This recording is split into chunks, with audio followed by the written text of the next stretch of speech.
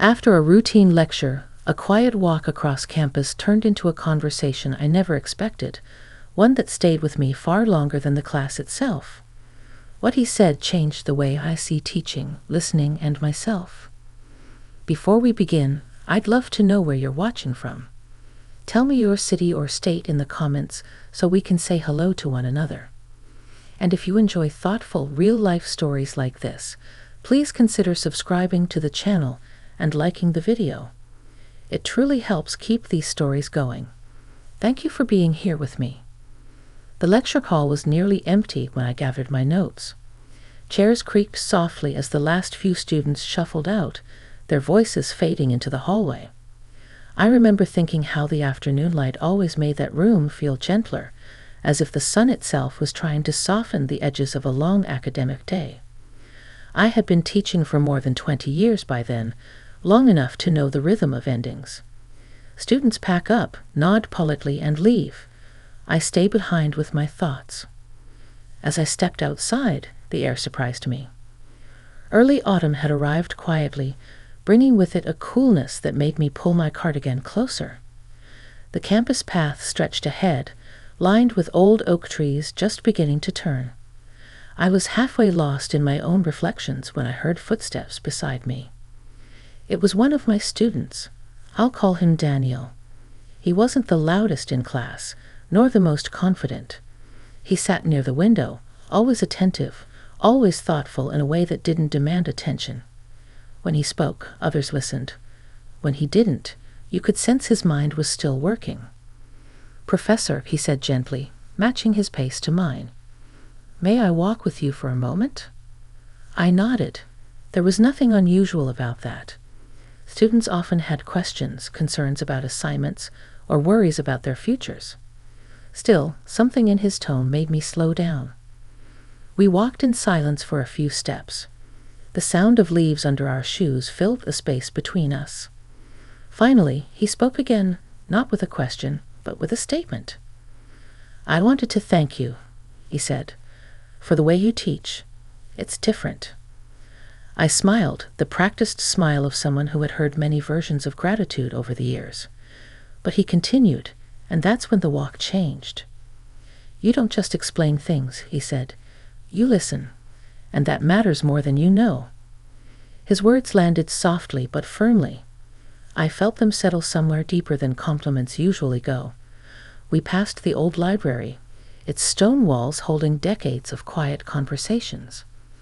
I asked him what he meant, genuinely curious. He took a breath, choosing his words carefully. Most of us are carrying more than what shows up in class. When you pause, when you look at us like our thoughts are worth waiting for, it makes a difference. It made a difference for me.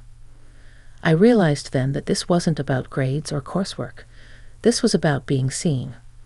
I shared, perhaps more than I usually did, how teaching had changed me too, how listening had become as important as speaking over the years. There was no rush in our steps.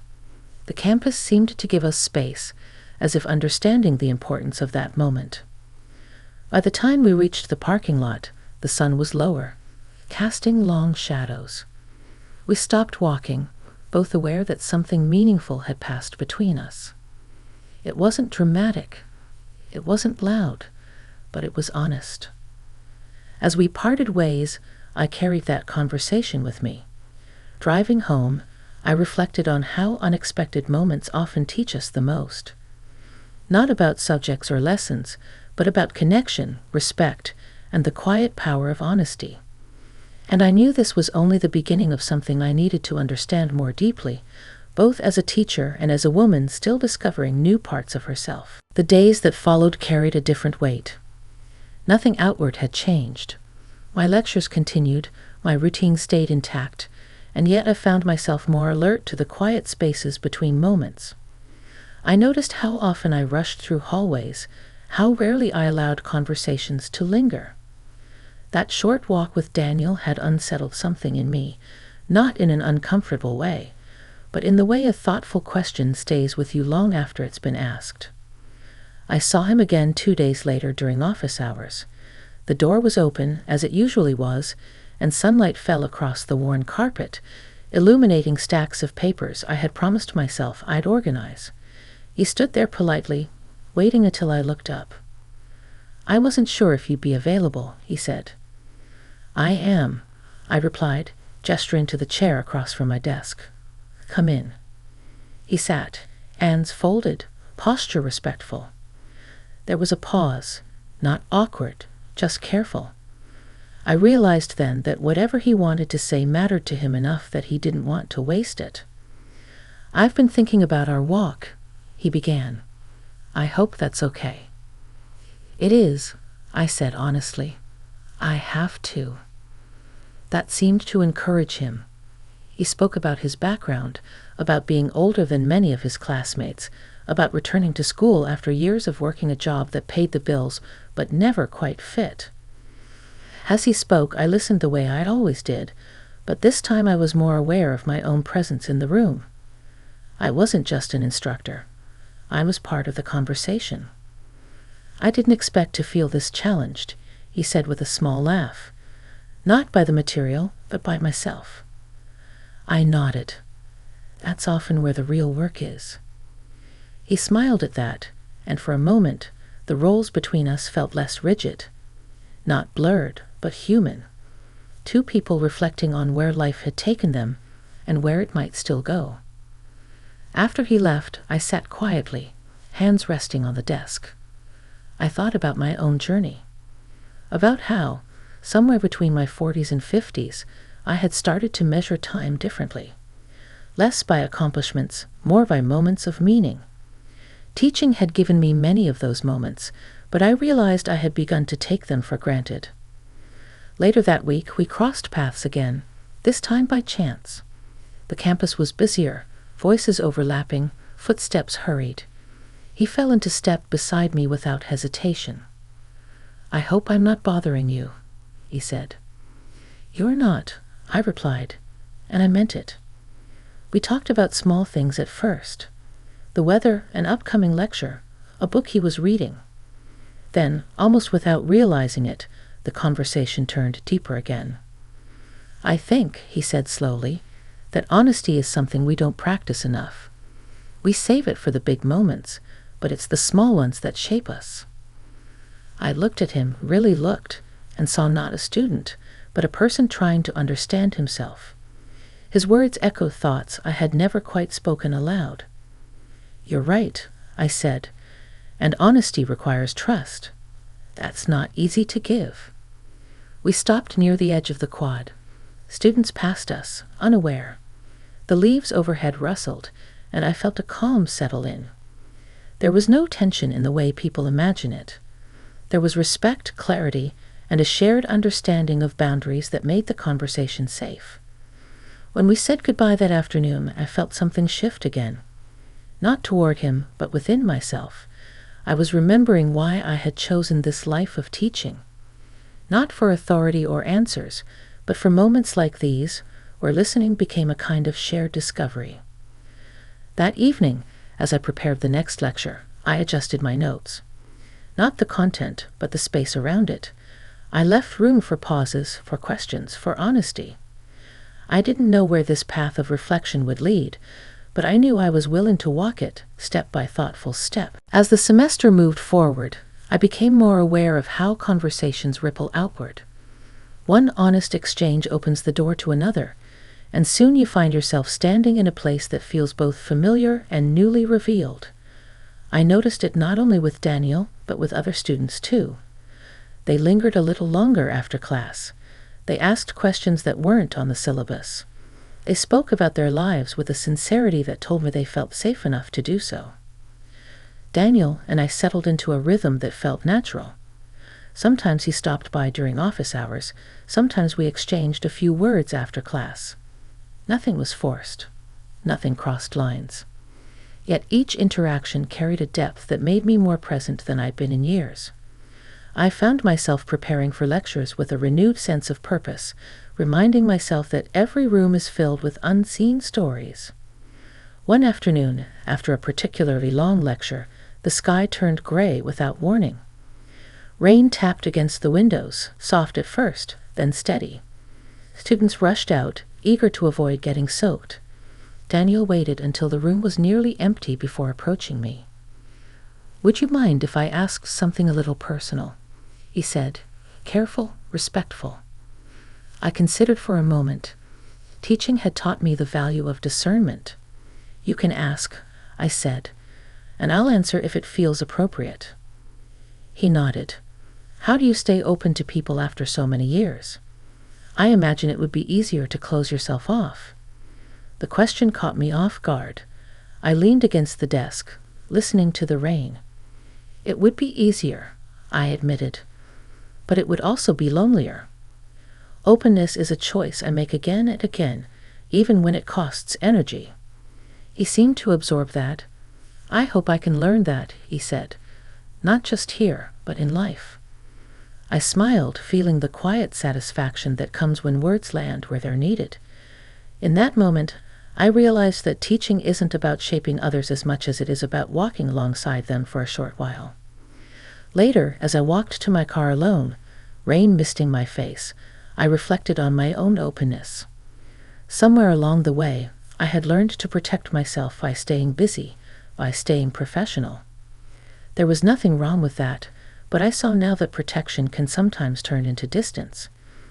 Daniel's honesty had reminded me that connection doesn't have to be dramatic to be meaningful. Weeks passed. The trees outside my office window grew barer, their leaves collecting along the paths like quiet reminders of time moving on. One evening, after a campus event, I ran into Daniel near the parking lot again. The lights cast long reflections on the wet pavement. "I wanted to tell you," he said, "that this class has changed how I see myself.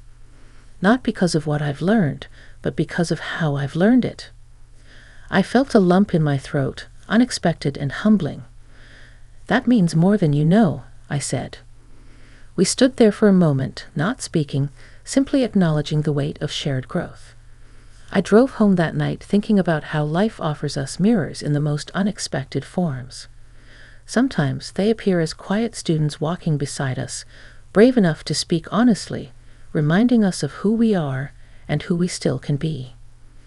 I didn't know then how this chapter would conclude, only that it was leading me toward a deeper understanding of myself. And for the first time in a long while, I welcomed that unfolding with curiosity rather than caution. By the time the semester was drawing to a close, the air had grown crisp and sharp, carrying that unmistakable hint of approaching winter. Campus paths were lined with bare trees, their branches stretching like quiet reminders of time passing. I noticed the change not only in the scenery, but in myself. I moved with a slower attentiveness, listening more closely, noticing small gestures, the way sunlight caught on a student's notebook, or the gentle rhythm of their footsteps in the hallway.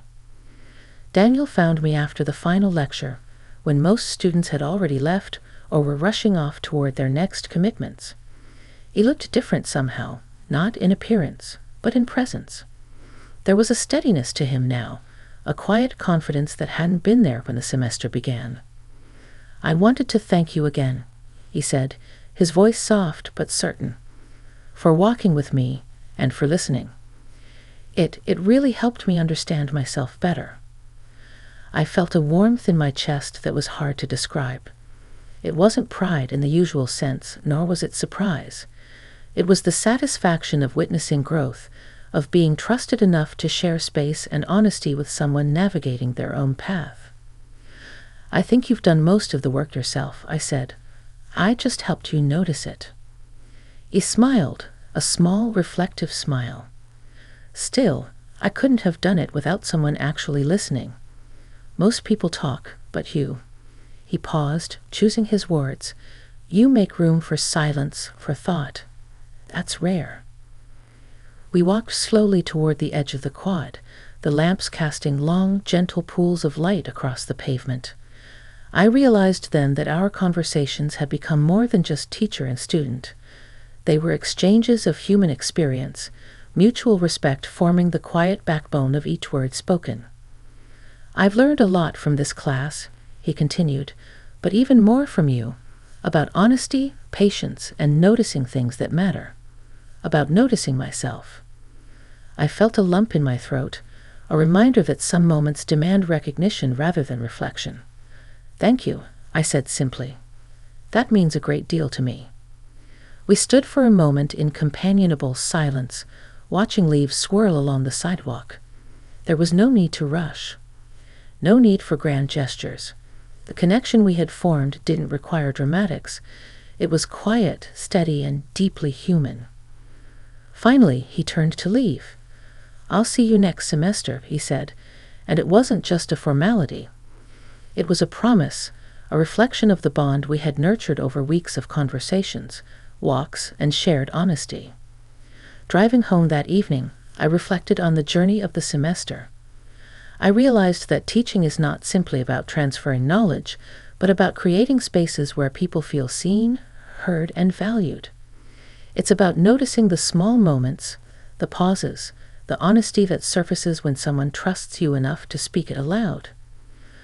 I thought about Daniel's courage to speak openly, about his willingness to share his journey, and about my own willingness to listen and reflect. It reminded me that growth is never a solo endeavor. It happens in relationship, in dialogue, in shared understanding. By the time I reached my driveway, the quiet of the evening wrapped around me like a gentle affirmation. Life is full of unexpected moments that ask us to pay attention, to be present, to listen, to honor honesty when it appears. I realized that even as a teacher, I was still learning. And sometimes the most meaningful lessons come from those we least expect to teach us. The semester ended, but the lessons lingered. And I knew that every time I walked through that campus, past the old oak trees and quiet pathways, I would remember the conversations, the honesty, and the quiet, enduring connection that had reshaped the way I see teaching and life itself.